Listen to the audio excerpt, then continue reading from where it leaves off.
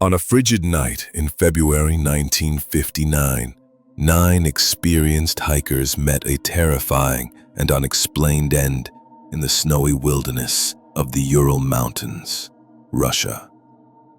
Their tent ripped open from the inside, their bodies scattered across the slope, half-dressed, some with crushed skulls and missing eyes.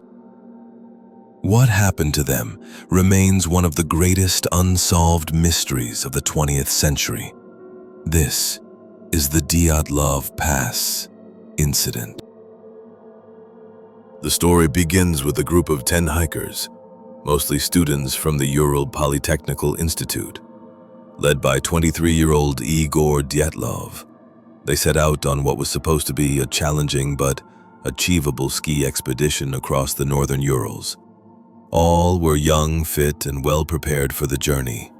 But one member, Yuri Yudin, turned back early due to illness. He would become the only survivor. The others pressed on, unaware they were heading into the heart of a deadly enigma. The last known photos show the group smiling, laughing, unaware of what was to come. On February 1st, they pitched their tent on the slope of Kolotyakul, translated ominously by the Mansi people as Mountain of the Dead. They never made it to their next checkpoint. Weeks later, a search party discovered their abandoned tent slashed open from the inside, belongings intact, but no sign of the hikers. What rescuers found next only deepened the mystery. Bodies were discovered over several days, some near the forest edge, some under 4 meters of snow. They were barefoot or in socks. Some had only underwear. One had a fractured skull. Another was missing her tongue and eyes. There were no signs of struggle or footprints from others. The Soviet investigation concluded the cause of death as a compelling natural force. But what exactly does that mean? Over the decades, theories have multiplied. Avalanche? The slope wasn't steep enough, and the tent remained partially standing. Katabatic winds? Powerful and rare, these winds could explain the panic, but not the traumatic injuries. Military tests? Some speculate secret weapon experiments caused internal trauma without external wounds. Infrasound? A strange but possible cause. Low-frequency sound waves inducing panic and confusion.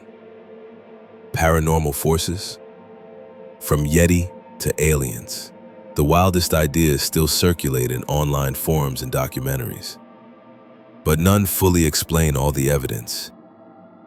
The Russian government reopened the investigation in 2019. Their official conclusion? An avalanche, again.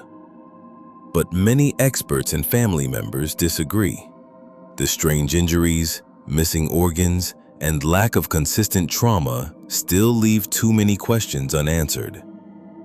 Even today, no single theory accounts for all the clues. In later years, the sole survivor, Yuri Yudin, often said he regretted not dying with his friends. "Something pulled me back," he once said. "Something wanted me to tell their story." And we still listen, because there's something about this mystery that feels unfinished. What really happened on the slopes of Kolotyakul that night? Was it nature? A cover-up? Or something more sinister? Perhaps we were never meant to know. Subscribe for more real-world mysteries that defy explanation. This is Void Lore.